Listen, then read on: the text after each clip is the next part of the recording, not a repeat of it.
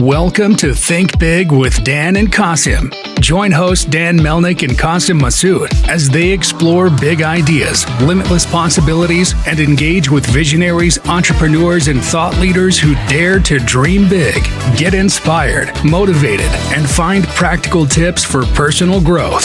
Think big, dream bigger, and ignite your potential. All right, welcome to Think Big with Dan and Qasim. And if you want to go ahead and introduce yourself, tell us where you live and what you do for a living. Hi, everyone. Thank you for having me. My name is Renards. I'm from Latvia, Europe. And me and my partner started a chatbot agency already 3 years ago, back in 2020, before chatbots and AI was a buzzword.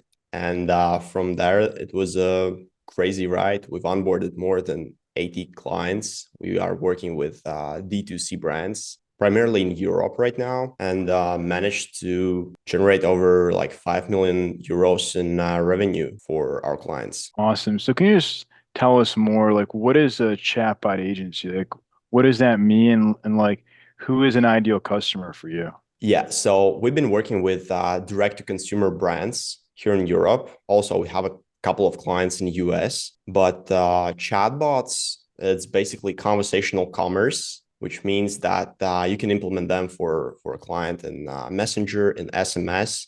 But we are focused for the past 3 years specifically is WhatsApp, which is primarily channel in Europe. I don't know about you guys in US. You're probably not using WhatsApp so often. I use it, but because our team is international, but yeah, like most Americans don't typically use it for texting, you know? Yeah.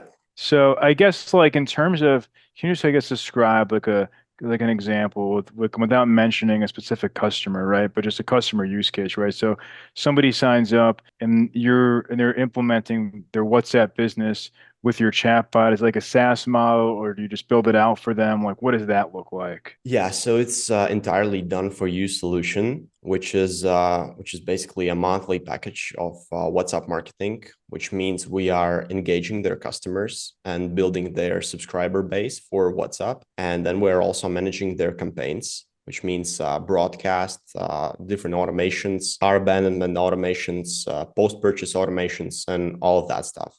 And from there, it comes Black Friday strategies, different product launches that we've been very successful at. And I'm going to go into more detail with different case studies, et cetera, et cetera. Right. So I guess like in terms of how you work with them, like essentially it's more of like an agency model where you're just like, I guess like SaaS plus services, because you're also doing media buying, you're doing strategy. So it's not just the monthly chatbot, it's more than that, because obviously for the chat to work and to be effective, as you said, you have to have good ads and good traffic to that chatbot, correct? Yeah, definitely. So that's what we've been struggling in the first year, because finding actual product market fit, because chatbots not a solution for small to medium sized businesses. So it's usually for brands starting at least at $2 to $3 million in revenue, and of course they need to have substantial traffic, and they should be managing and running paid ads at scale. So yeah. Awesome.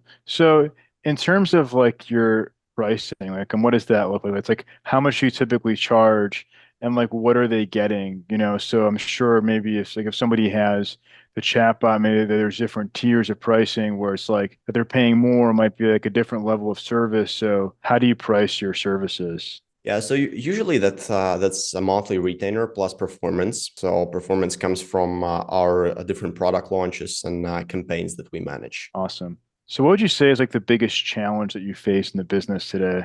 In terms of client business? Well, in terms of even like getting new clients or even like keeping your clients, like it's like I know in ecom that there is lots of churn. So people will churn and they'll sign up and they might leave. So even like are you getting new clients? Because like I mean, so you mentioned your niche is WhatsApp, so you're mostly focused in Europe. So I guess like challenges just from that standpoint. Well, the main challenge is probably that it's sort of like a new thing in Europe and in general in West, because conversational commerce is just starting to take off. And in Asia, for example, based on statistics, it's way more popular. So in chat apps like WeChat, people are already doing conversational commerce and buying things online through chat, which is kind of natural for them. And for us, it's like a big move for many brands to introduce a new sales channel, but it's very powerful for retention because open rates are way higher than traditional channels such as email. But on the other side, there are also additional costs with Meta Business API.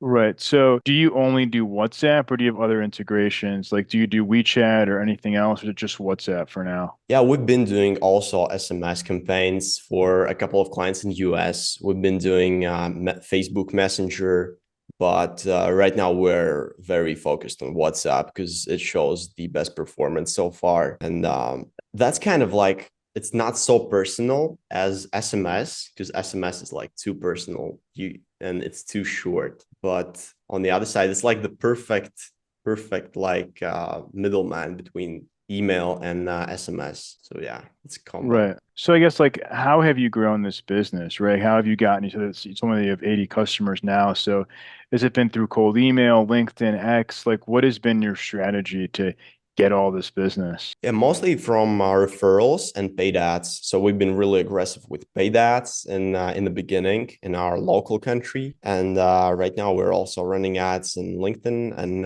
Facebook. So what percent of your customers are specifically based in Latvia? I would say right now it's a very small base of customers, like less than 20%, because Latvia is a small country. There's only 2 million people here, and there's not a lot of our ideal customer type. So yeah. Right. But you mentioned that you were running ads early on in Latvia or just like in Europe in general, or like where were you running the ads? Yeah, in the beginning we were running them only in Latvia, but right now we're running them in Europe.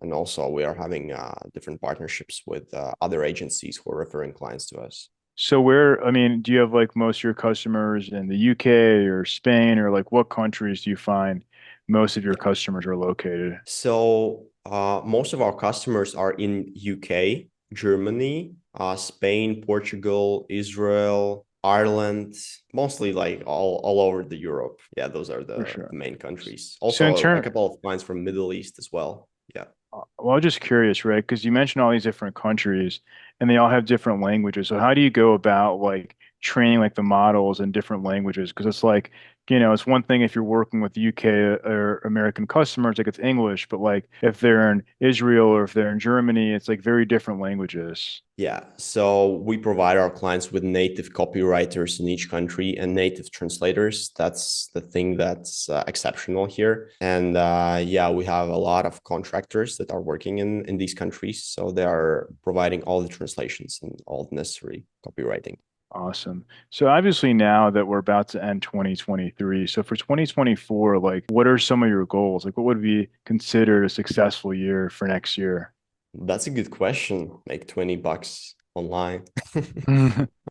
Well, Well, but yeah, I guess because like you told me that you have 80 customers, right? So are you looking to get to 160 or like what's the goal in terms of like, your business, right? yeah, in terms of business, like we have obviously we have financial goals set up, but that's with us. Right, And right. yeah, right now we're looking forward to just onboard more clients in Europe, specifically in UK right now, because we've been seeing some more and more traffic from UK and working in that region specifically. So what do you think is the biggest obstacle preventing you from growing and expanding in the UK or just in general by next year? Yeah, right now essentially there are just things such as hiring, expanding the team, and yeah, just scaling the ads profitably. Awesome.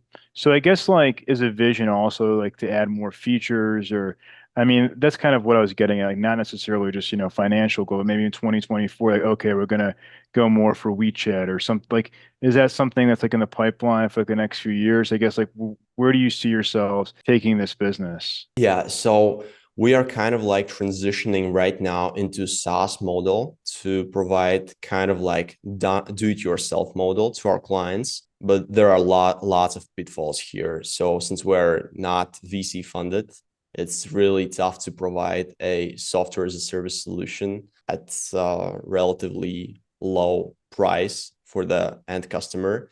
So that's why we're still operating as an agency and on the done for you basis.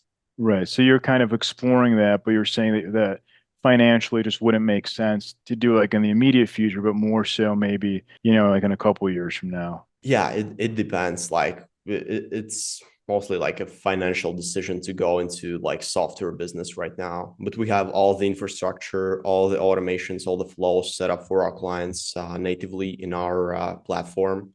So theoretically, we could go into the software as a service direction, but we're not looking to right now. Right. So I was just curious, right? Because like in the US, there's a lot of regulations when it comes to SMS. So when you're like in Europe, it's like, do people have to, can they like unsubscribe or like, what does that look like in terms of making it as effective as possible and also like following all the rules? Yeah, so right now in Europe, mostly that's GDPR, and we're obviously GDPR compliant since day one. That means the person is subscribing to the chatbot, and he is, of course, checking that he's aware that he's subscribed, and we are always providing the option to unsubscribe from the flows. So I guess like just examples of flows, is it more like car recovery and then you also send out messages if it's like a promo, for Black Friday? Like, what are some of the flows that you guys work with? Yeah, so on one side, there are basic automation flows such as cart abandonments, add to cart reminders, post-purchase flows.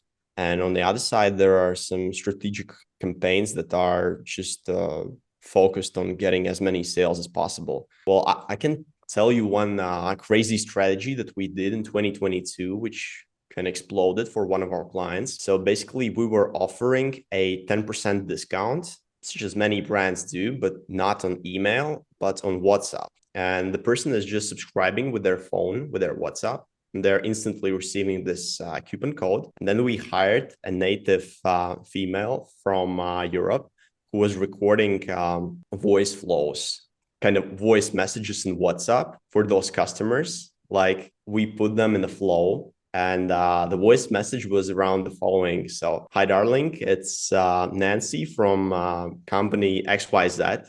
I'm super excited that for your interest in our products. And here's your discount code. Use it wisely. And then there were automatic reminders after 2 hours, then post-purchase updates from Nancy with voice messages. And this strategy alone generated around 155,000 in revenue only from those voice messages in like 2 weeks for our brand. And this is the strategy that we also later applied to many other customers. But do you think that strategy only works in a specific niche, or do you think this can work across like any vertical? Yeah, that depends on testing, of course. So it could work in any niche, I believe, but we're testing a lot, different campaigns, different strategies. This year we tested in Black Friday massively with gift cards, and this year was absolutely crazy. In BFCM, we made like a lot of revenue for our clients through gift card strategy. So can you just talk more about like that gift card strategy? Like what does that look like for you? Yeah, so I have a LinkedIn article on that. So I'm gonna briefly describe this.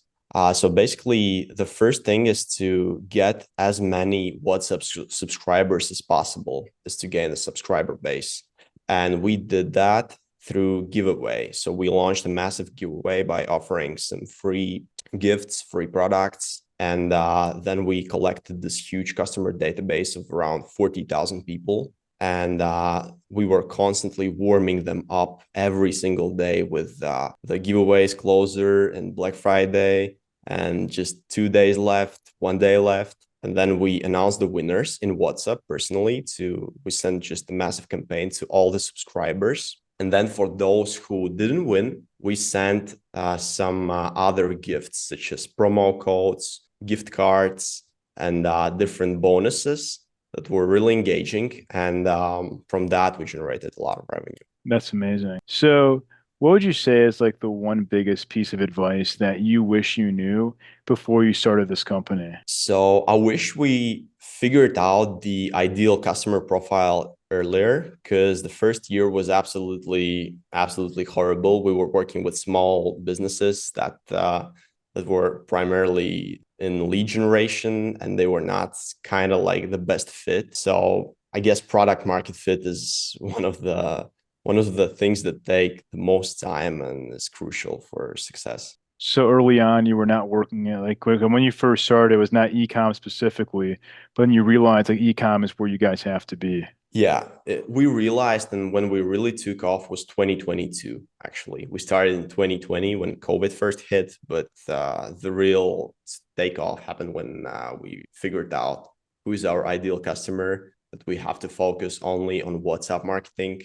And then we started working with bigger names in the industry and onboarding more and more clients. Awesome. So if somebody watching this wanted to reach out to you, do you mind sharing your company website or social media, just best ways to get in contact with you? Yeah, so it's chatsmart.org. You can go to Awesome. chatsmart.org, or we're also rebranding right now kind of into Noel. So we recently rebranded our company from Chatsmart to Noel. You can go to usenoel.com as well. Awesome. And then what about social media? Are you guys on X or Instagram or Facebook? Yeah, you can just find me by my name and last name, Renards Skutels, and X and LinkedIn and other socials.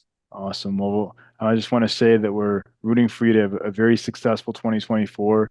And thank you so much for your time today. Thank you for having me. Of Have a course. great end of this year and happy 2024. Thanks, you too. All right. Bye. Bye.